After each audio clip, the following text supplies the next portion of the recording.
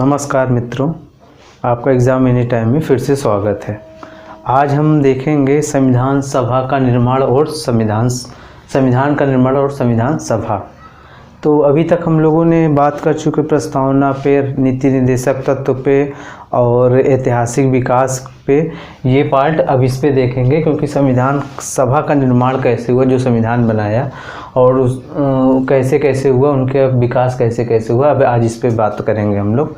तो सबसे पहले ये है आता है कि संविधान सभा का निर्माण के लिए किसके मन में आया। तो सबसे पहले जो स्वराज पार्टी थी 1934 में, उसके मन में आया कि संविधान सभा का निर्माण किया जाए। इसके बाद उन्होंने मांग रखी स्वराज पार्टी ने 1934 में। एम.एन. राय जो एक वामपंथी नेता थे, उन्होंने कहा, उनके मन में विचार आया कि एक संविधान सभा का निर्माण हो जिसके द्वारा हम भारत का संविधान बनाएं। और 1935 में ऐसी ही मांग कांग्रेस ने की थी। और 1938 में पंडित जवाहरलाल नेहरू ने घोषणा की थी कि स्वतंत्र भारत में वयस्क मताधिकार के आधार पर एक संविधान सभा का निर्माण किया जाएगा। यही इसी तरह संविधान सभा का निर्माण की प्रक्रिया आगे बढ़ी।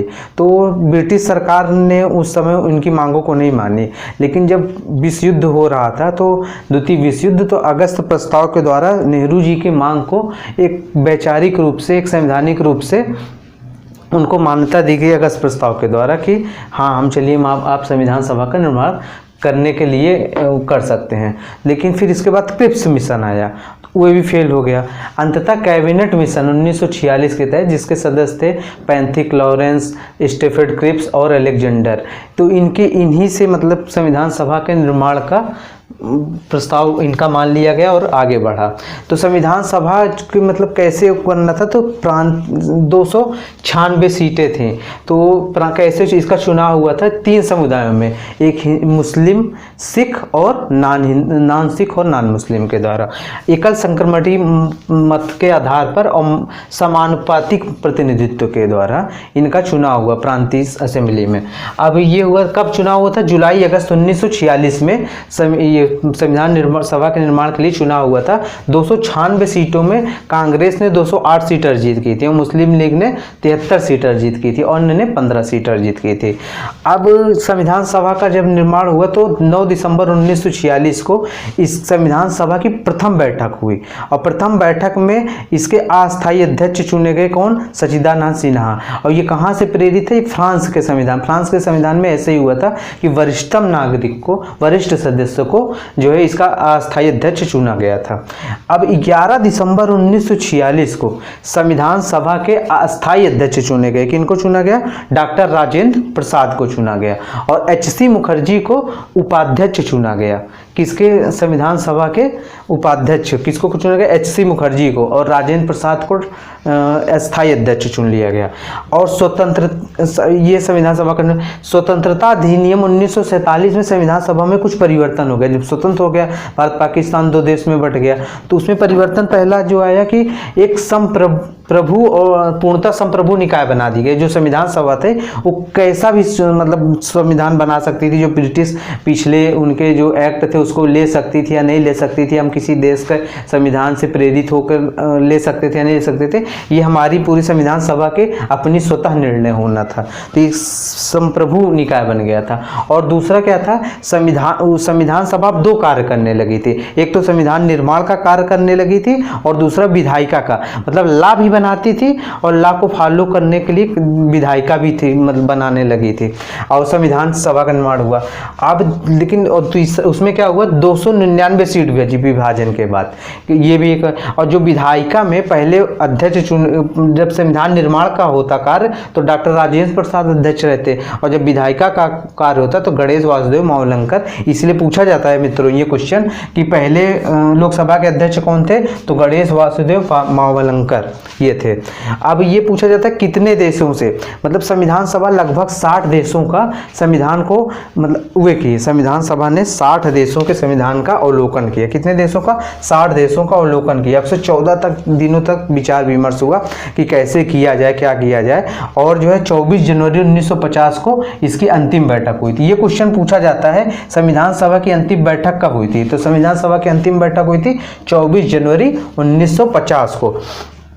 तो 60 देशों के संविधान को अवलोकन करने के बाद संविधान सभा का आगे संविधान बनाने की प्रक्रिया स्टार्ट हुई। तो सबसे पहले जो हुआ, फिर प्रारूप समिति बना है जो ड्राफ्टिंग कर रहा था। तो इसके अध्यक्ष कौन बने? इसके अध्यक्ष बने डॉक्टर भीमराव अंबेडकर। इसमें 7 सदस्य थे और इसकी स्थापना प्रारूप समिति कब बनाई थी? 29 अगस्त 1947 को बनाई गई थी प्रारूप समिति की। तो डॉक्टर अंबेडकर इसके अध्यक्ष चुने गए। इसमें पूछा, कभी कभी ये क्वेश्चन पूछा जाता है कि कौन से इसमें प्रारूप समिति के अध्यक्ष थे? एक डॉक्टर अंबेडकर हो गए। और कौन इसके सदस्य हैं? तो सदस्यों में ये भी बहुत इंपॉर्टेंट है क्योंकि पूछा जाता है कि कौन है। गोपाल स्वामी अयंगर, आह्लाद कृष्णा स्वामी अय्यर, के.एम. मुंशी, मोहम्मद सादुल्ला एवं एम.एन. माधव राव। तो ये लेकिन किसकी जगह आए थे? बी.एल. मित्रा थे, इनकी मृत्यु होने के बाद माधव राव आए थे। और डी.पी. खेतान थे, उनकी मृत्यु होने के बाद टी.टी. कृष्णाचारी आए थे। तो 7 सदस्य कौन हो गए? एक अंबेडकर जी अध्यक्ष ही हो गए, गोपाल स्वामी अयंगर हो गए, कृष्णा स्वामी अय्यर, के.एम. मुंशी, मोहम्मद सादुल्ला और माधवराव, टी.टी. कृष्णाचारी। तो ये आपसे पूछा जा सकता है। इसमें कोई 1-2 ऑप्शन नहीं दिए जाएंगे और पूछा जाएगा कौन इसमें से संविधान सभा के प्रारूप समिति के सदस्य नहीं थे। अब आपसे पूछा जाता है कि दूसरा इसमें इंपॉर्टेंट क्वेश्चन जो बनते हैं, इसमें कुछ समितियां बनाई गई थी संविधान सभा में। तो इस समितियों के अध्यक्ष कौन कौन थे? तो 8 बड़ी समितियां बनाई गई थी, बहुत सी छोटी समितियां। तो बड़ी समितियों में जैसे संघ शक्ति समिति थी। संघ शक्ति समिति के अध्यक्ष कौन थे? डॉक्टर संघ शक्ति समिति के पंडित जवाहरलाल नेहरू। और संघीय संविधान समिति के अध्यक्ष कौन थे? वही पंडित जवाहरलाल नेहरू।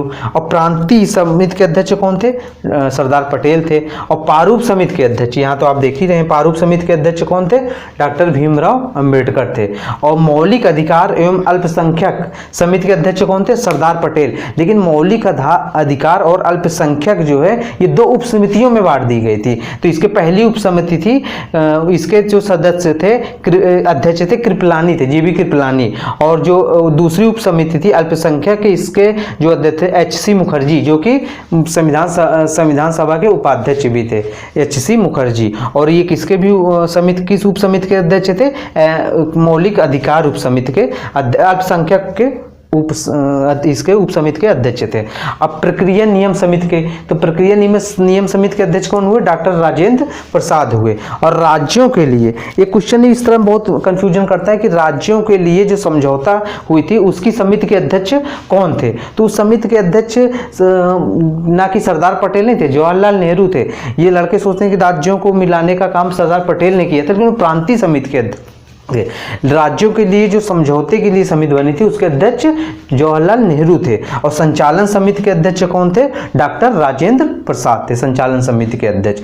अब इसमें से ये सब क्वेश्चन पूछे जाएंगे। ये समितियों के अध्यक्ष हो गया। संविधान सभा की अंतिम बैठक कब हुई थी? इसकी प्रथम बैठक कब हुई थी? इसका चुनाव कब हुआ था? कितने सीटों पे कांग्रेस ने जीत ली थी? कितनी मुस्लिम लीग ने जीती थी और कितने अन्य ने जीते थे? और इसके बाद इसके आता है कि कुछ जैसे ध्वज होता है, राष्ट्रीय ध्वज कब अपनाया गया था? तो कुछ प्रतीकों को कब अपनाया गया? 22 जुलाई 1947 को राष्ट्रीय ध्वज को संविधान सभा द्वारा अपनाया गया था। तो कब अपनाया गया था? 22 जुलाई, राष्ट्रीय ध्वज को 22 जुलाई 1947 को अपनाया गया था। और राष्ट्रीय गान को, राष्ट्रीय ध्वज को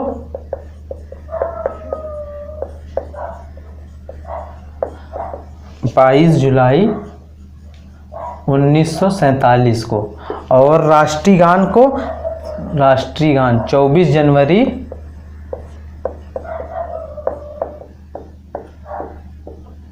1950 को। और राष्ट्रमंडल का सदस्य कब बना था? तो 1949 में भारत राष्ट्रमंडल का सदस्य बना था, जो कि ब्रिटेन में था। तो बहुत लोगों ने सोचा कि राष्ट्रमंडल सदस्य के बनने के बाद ऐसा तो नहीं भारत की प्रभुता पे कोई खतरा आएगा। तो नेहरू जी ने कहा था कि हम राष्ट्रमंडल का सदस्य बनने के लिए एक मतलब हम ऐसा नहीं कि हम उनकी भारत की संप्रभुता से कोई समझौता करेंगे, केवल हम उसके एक सदस्य हैं, हम चाहे जब चाहे तो अपने आप को विड्रॉ कर सकते हैं। तो क्या हुआ? राष्ट्रमंडल का सदस्य 1949 में बना था और 24 जनवरी 1950 को डॉक्टर राजेंद्र प्रसाद को राष्ट्रपति चुना गया था संविधान सभा द्वारा। तो अब ये इतनी चीजें हो गई। अब आपको तो संविधान सभा के 3 वाचन हुए थे। कौन कौन से? प्रथम वाचन कब हुआ था? 4 नवंबर 1948 को। तो कब हुआ था? 4 नवंबर 1948 से 9 नवंबर 1948 तक प्रथम वाचन हुआ था। और द्वितीय वाचन कब हुआ था? 15 नवंबर 1948 से 17 अक्टूबर 1949 तक। और तृतीय वाचन कब संविधान सभा का हुआ था? 14 नवंबर 1949 से 26 नवंबर 1949 तक। तो ये ड्राफ्टिंग के लिए दिया गया था कि मतलब ऐसे ऐसे कि राय मशविरा करने के लिए प्रारूप समिति ने दिया था, ड्राफ्टिंग अपने ड्राफ्टिंग को बाहर किया था कि इस पर राय ऐसे ऐसे हमने लिखा कि इस पर राय मशविरा, इस पर बहस हुआ। तो अंशतः आंशिक रूप से 26 नवंबर 1949 को ही भारत के संविधान को आंशिक रूप से अपना लिया गया था। प्रस्तावना था उसमें जब अपनाया गया तो 395 अनुच्छेद थी, 8 अनुसूची थी और 22 भाग थे। तो 22 भाग तो पूरे थे, 395 अनुच्छेद थे, लेकिन अनुसूची जो कि इस समय 12 है, लेकिन उस समय 8 ही अनुसूची थी आंशिक रूप से अपना। और पूर्णता कब लागू हुआ था संविधान? 26 जनवरी 1950 को पूर्णता लागू हुआ था। क्यों? क्योंकि लाहौर अधिवेशन दिसंबर 1929 को लाहौर अधिवेशन में कांग्रेस ने इस दिन पूर्ण स्वराज की मांग को रखा था और 26 जनवरी 1930 को प्रथम स्वतंत्रता दिवस मनाने की घोषणा की थी। 1930 को प्रथम स्वतंत्रता दिवस